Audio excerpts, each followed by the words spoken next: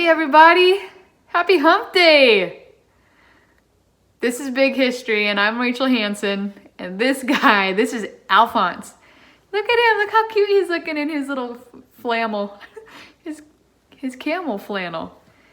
Oh, he's a little self-conscious because he's wearing the same outfit he had on in the videos last week, but I was trying to explain to him, this is quarantine. Like, it's perfectly acceptable to wear the same outfit day after day. Like, I mean, you brushed your teeth, right? Yeah, so you're fine. You're good. Happy Wednesday. We made it. We made it this far. Now, Alphonse, we've been talking about agriculture. So actually, we've been talking about when you were domesticated, when you finally settled down and started hanging out with humans. What a great time. All right, our driving question today is, sorry, Alphonse, how did society's triangle, remember what the triangle is? Yes, Alphonse, it's change.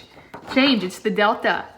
How did societies change as they became more complex? Man, I mean, have y'all picked up any new hobbies since this quarantine began? You trying something new? You got some time on your hands? This is kind of what it was like for people of the past. They had more time than ever to specialize. And as societies developed and changed, they were becoming more complex. I mean, what do you think they had time to do? Art? Maybe storytelling? Music? New forms of music making? Inventing new instruments? Probably inventing everything. This is how new inventions come around. So with all this time on their hands, there were lots of changes happening in societies. And there were more people. They were just more complex. There were more networks for them to exchange ideas. And so today, our word of the day is culture. Culture, Alphonse. People have always had culture, but cultures began to change. Right? Our culture, it's the accumulation of our attitudes and our belief systems and our behaviors. It's what makes our society unique and who we are. And culture varies depending upon the place and the time. I'm sure camels have their own little culture, right? You're starting a new trend in your culture. Flannels.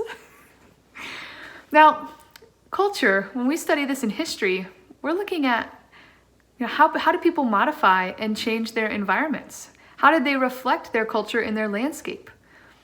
There was new forms of architecture. They had new social structures and new ways of organizing.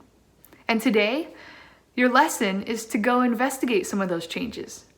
You're going to head over to Khan Academy and you're going to read from one of our favorite historians, Anita Ravi. We really love her because she's going to write as historians do, analyzing documents. So her article, We're Not in Kansas Anymore, is going to look at the emergence of these early cities and these unique new cultural traits that were evolving. So get over there and read with her like a historian, and we'll talk about it when you get back. Alphonse, this has got to go, we got to get this over your hump a little bit. It's going to be a belly shirt. Hello! Welcome back. Did you learn a lot? I mean, what did you learn about how societies changed as they became more complex? They invented forms of law, right? That was interesting, Hammurabi's Code. Well, today, I want you to think about for your historian's journal, if you had to choose 3 artifacts that would capture the complexity of our society right now, what would you pick? And why? I mean, our society is incredibly complex. Collective learning has allowed us to invent things like the cell phone and the self-parking car. I think of my own grandparents who grew up at a time when they had no running water and no electricity. And over the course of their lifetime, the past 84 years, they've seen so much new complexity emerge. I mean, every Sunday afternoon, I get on and we virtually talk on an iPad that my grandma has a lot of trouble figuring out. But what change? So I picked out 3 objects that I want to share with you, and I hope you'll do the same. So let's see here. Alphonse. Oh yeah. So first up, this little thing. Alphonse, you know what this is? This is a metronome. Kind of funky, right? A little electronic metronome to help keep time while you're playing music, which I think helps me get better at playing music. Sometimes I go too fast. So maybe that would be interesting. That's complex. This is definitely complex. I know it doesn't look like much, but this thing has my whole life on it. My whole electronic life on this little hard drive.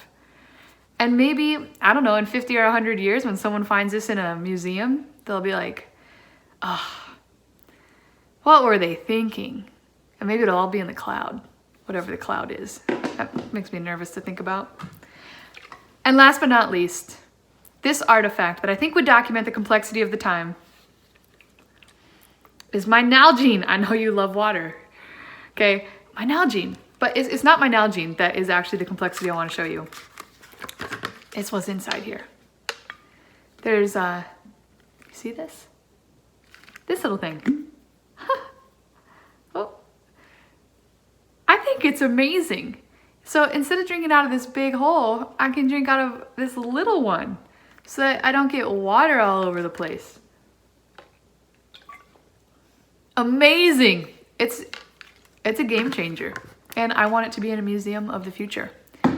So go pick out 3 objects of your own, 3 artifacts that museums of the future might need if they were documenting the complexity of our current era. Hey, it's always fun to be here with you. Alphonse and I love it.